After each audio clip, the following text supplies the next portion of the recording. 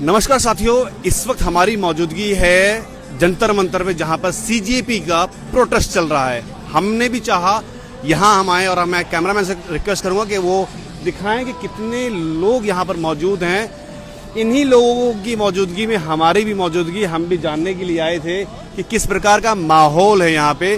क्या वास्तव में धर्मेंद्र प्रधान के रिजाइन को लेकर के जो मुहिम चालू हुई थी उसको यहाँ के लोग किस तरीके से लेकर चल रहे हैं, इसी विषय पे हम लोग बात करने आए हैं।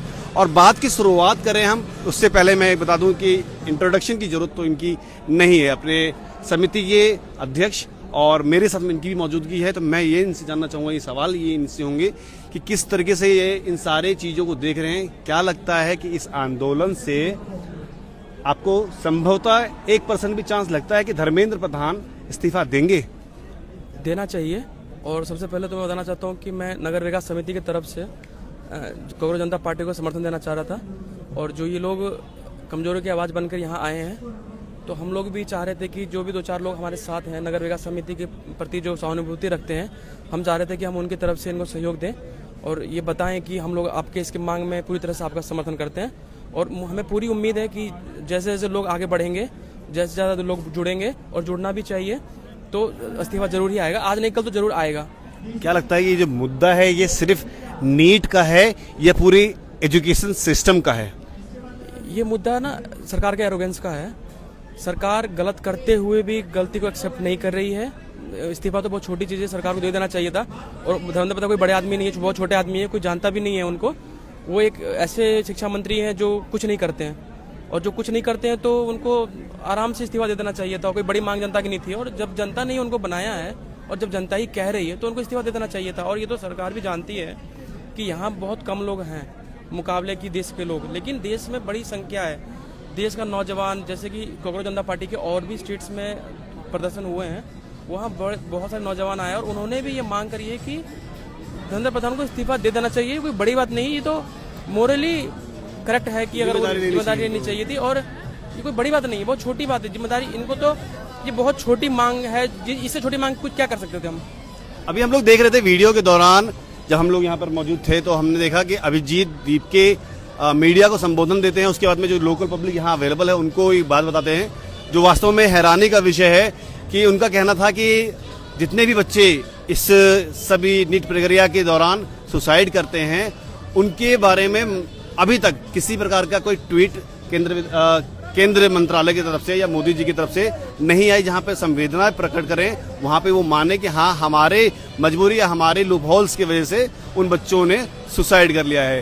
तो मतलब एजुकेशन की जैसे हम बात करते हैं, और जिस तरह से हम अपने क्षेत्र की अगर बात करें, चाहे वो सेहतपुर के स्कूल की बात हो, चाहे वो अगवानपुर के स्कूल की बात हो, चाहे अन्य क्षेत्र हमारे तिलपत के अंदर जितने भी सरकारी स्कूल हैं, पल्ला है, हाँ, अगवानपुर है, मिठापुर का स्कूल है, हाँ, आप देखो कि ये भले ही मुझे भी कई लोग कह रहे हैं कि दीप के ऐसा है वैसा है, दुनिया जहाँ की बातें कर रहे हैं, लेकिन ये बात दीपके की नहीं है ना। फिर तो हम जिस क्षेत्र में आते हैं वहाँ पे हमने स्कूल देखे हैं, हम तो देखा है कि वहाँ पे क्या स्कूल है। और हमारे क्षेत्रों में भी 12-12 साल से भाजपा की सरकार है, पार्षद, विधायक, सांसद हर कोई भाजपा का है, और वहाँ की स्थिति हम जानते हैं, स्कूलों की स्थिति क्या है। वहाँ लोग जा नहीं पा रहे हैं, हरियाणा में स्कूल होते हुए लोग दिल्ली जा रहे हैं। हाँ। जो हरियाणा में स्कूल हैं वो इतनी बदतर स्थिति में है, जो खुले थे 91 में एक सरकारी स्कूल है, जो वहाँ के लोकल जो कार्यकर्ता हैं, जो नेता हैं, वो आज उठाते रहते हैं, दिखाते हैं कि वहाँ कुत्ते रह रहे हैं स्कूलों में। तो अब मुझे भले ही 50 लोग कहें कि अभिजीत के ऐसा है वैसा है, मुझे भी बहुत सुनने को मिलता है, तो यहाँ कोई अभिजीत दीपके की बात नहीं है।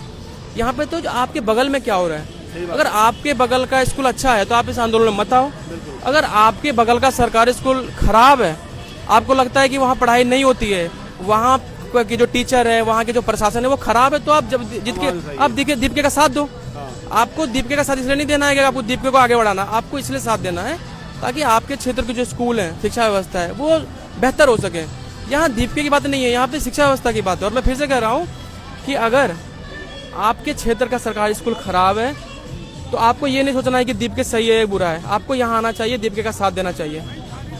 क्योंकि ये भारत सरकार भी जानती है कि पूरे देश में ये बात है कि हमारा जो शिक्षा मंत्री है वो किसी काम का नहीं है, तो इसलिए हमें दीपिका का साथ देना चाहिए, दीपिका का साथ देना चाहिए। अगर आपको लगता है कि आपके एरिया का सरकारी स्कूल खराब है, उसकी हालत बद से बदतर है, लेकिन आपको लगता है कि आपके एरिया का सरकारी स्कूल अच्छा है, आपके स्कूल के सरकारी अस्पताल अच्छे हैं, तो मैं भी आपसे कहता हूँ कि आप यहाँ ना आए, आप घर पे रहें, अपने बच्चों को सरकारी स्कूल में पढ़ाएं, ताकि आपके बच्चे भी आगे बढ़ें और आपका साथ दें। बहुत सिंपल सी बात है। जिस तरीके से सवाल होते हैं, सवालों के हिसाब से ही जवाब होते हैं।